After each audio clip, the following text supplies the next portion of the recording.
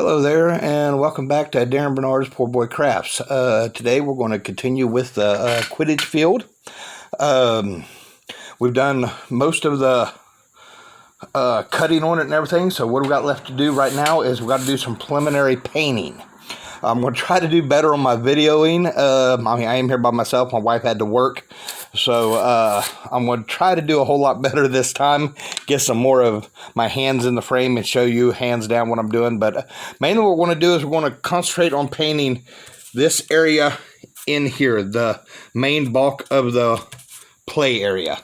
So, and we're going to do that with yellow. And we're going to do what's called textured painting. We're going to add some sand to it, which I got some green sand. I couldn't find any yellow sand, but we're going to paint it a apple barrel yellow, and then we're going to put some yellow flame after it dries to give it a dual color, and then of course we'll give it a black wash to mellow it out, and then we'll see where we are from there, and that'll probably do it. We're going to try to cut this down, maybe make a 10 to 15 minute video today. So I'm going to place this video up here, and hopefully we get most of the board on there so that you can see what we're doing. Okay, so hold on right there, and let's get this up there. Get you back in there. Okay, good deal. Looks like we got at least part of the board here, and you can see my hands. So, looks like we're good to go. Let's turn my lights on. Get some light on the subject. Ooh, had some bright lights there. Okay. So, first of all, we're going to start with the yellow, just plain yellow. It's 20502E yellow from Apple Barrel. We'll get a pan. Now, we're doing a big side, so we're going to use a lot of paint. So then we're going to take my sand, which you can get at Dollar Tree, no biggie. We're not going to put a lot in there because we don't want a lot of texture, just a little bit. So just a little bit there. Then we're going to take a stir stick. I want to mix that around, and we'll look at it, see if it looks. We want it all to look lumpy. So if it don't look all lumpy, then we're going to put a little bit more in there. We don't want it to look clumpy, just lumpy. And there we go. That looks pretty good. And then since we do have a big area, we're going to use a large brush. I got a 1-inch brush here. And we're just going to take our time, go around, and we're going to put it on fairly thin. Yeah, we don't need it to cover all the black, and it don't matter if it gets down inside there because we're going to paint that down in there too. So we're going to go ahead and go all the way around this whole area, and then be right back. Okay, there we go. Got the first layer of paint on there. Now, two reasons why I went thin on the first coat. First of all, I didn't want to cover up the graph. And second of all, it dries really quick. But I want to bring the video in real close so you can see, if you can see the texture now. See all the grains in there. So you can really with that sand in there, it really brings out texture in there. I'm going to make it look like a sandy floor there. So, and that's the whole point of the painting. So now that I got this on there, and it's fairly dry, still got a little bit of wetness to it, but I'm going to take what's left over of my yellow, and it's got the sand in there, and I'm going to add yellow flame to it. Now this is 21474E, yellow flame, but it's a lighter yellow, so I'm basically changing the color of the yellow. I'm making it a little bit lighter for the next coat. I'm lightening up the yellow.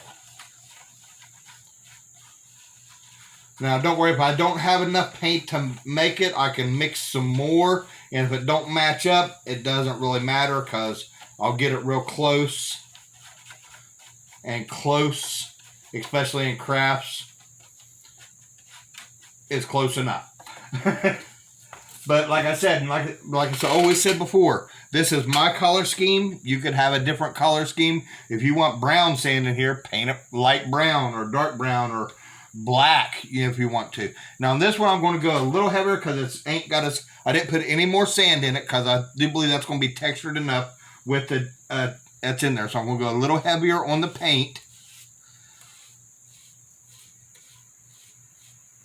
And now the black and the other yellow will come through a little bit, but that's what we want that anyway, to add shadow to the paint job, which the whole thing will come together real nicely and look really, really good.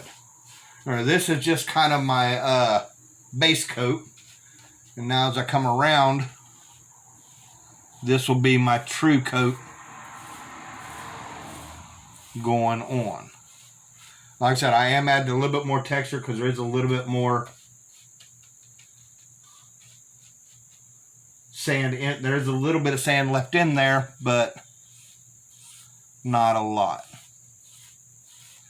Just like that. You see how well that's going on there. Beautiful. It looks beautiful.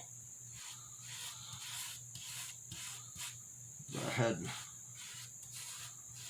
go around there, putting it on, being generous with it, especially around the edges.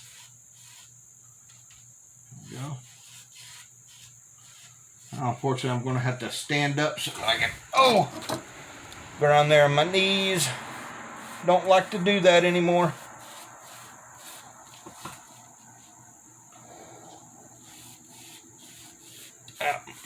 I'm hoping I ain't getting paint on my belly there. As you get older, your figure goes. But I've always heard a keg is better than a six-pack, so I'm doing pretty good. There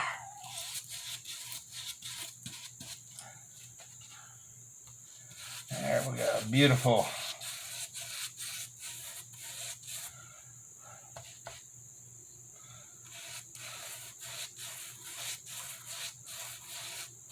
Oh, that is looking beautiful, coming together right nicely. Okay, well, I'm going to go ahead and finish this, and I'll be right back. Okay, now I got this last little bit here to finish up, but I want to show you another thing you could do. If you don't want to mix the sand right to with your paint, there is another way you can do it. You can put it directly on. Now, this is a harder way of doing it, I think, but it is possible to texture it on a flat surface like this. You can just kind of just throw your sand down and paint right over top of it just like that. So it is possible to do it that way if you got a pan that you don't want to tear up by putting sand in it, because after you get sand in it, it's kind of hard to get out of it. So you can just kind of throw your sand right on top of the whatever you're painting and do it that way as well. So I think it's a little bit harder to brush it into place, but it is possible to do. So I'll go ahead and just wanted to show you that earlier. I just forgot, so I figured I'd do it right there at the end. There we go. Yep. And that is done there. Put my brush in there to soak.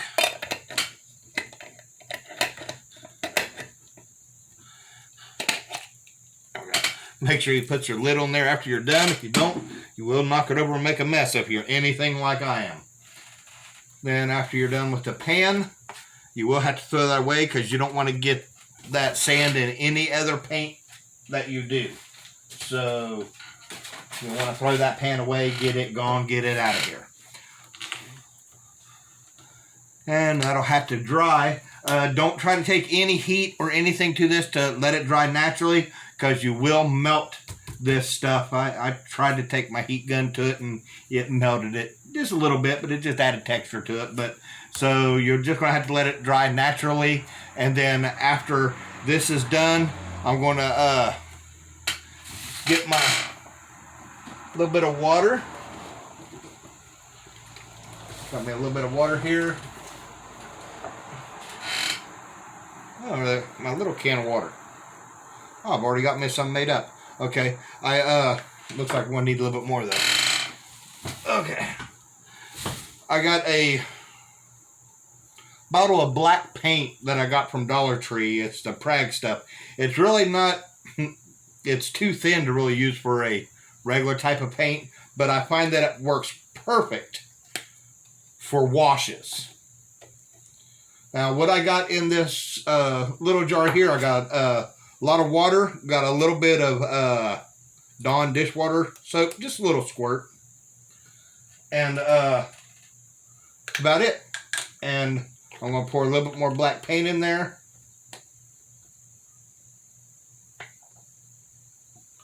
There we go. Put that lid on. I just use a little Gerber bottle there. Shake it up. Shake, shake, shake it. Shake, shake, shake it. Until it looks like a real black watery paint. And I'm talking about way watery. When you put your brush into it, it'll come right off there.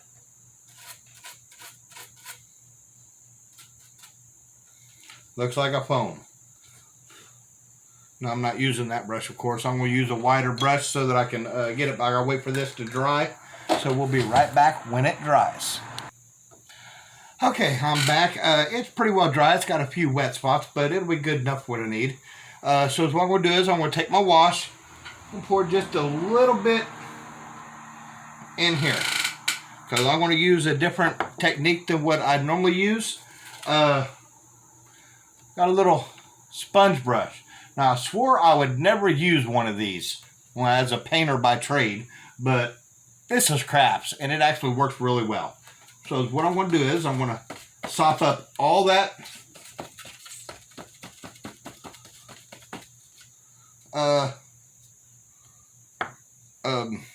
black wash, and then I'm just going to go kind of pat down. Pat. Don't brush, just pat. Okay. Need a little bit more.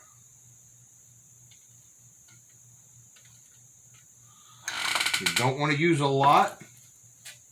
If you think you get too much in here, just squeeze it out.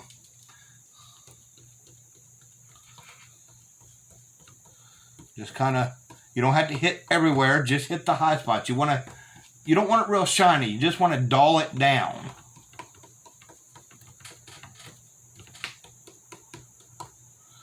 Just like that. Okay, got a little bit more in there. Good. Just like that. There we go. And it gets rid of the brush strokes as well.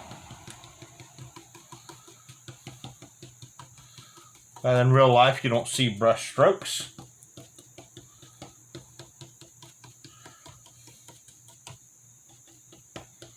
There we go. Beautiful. And that brings out the texture as well. There we go.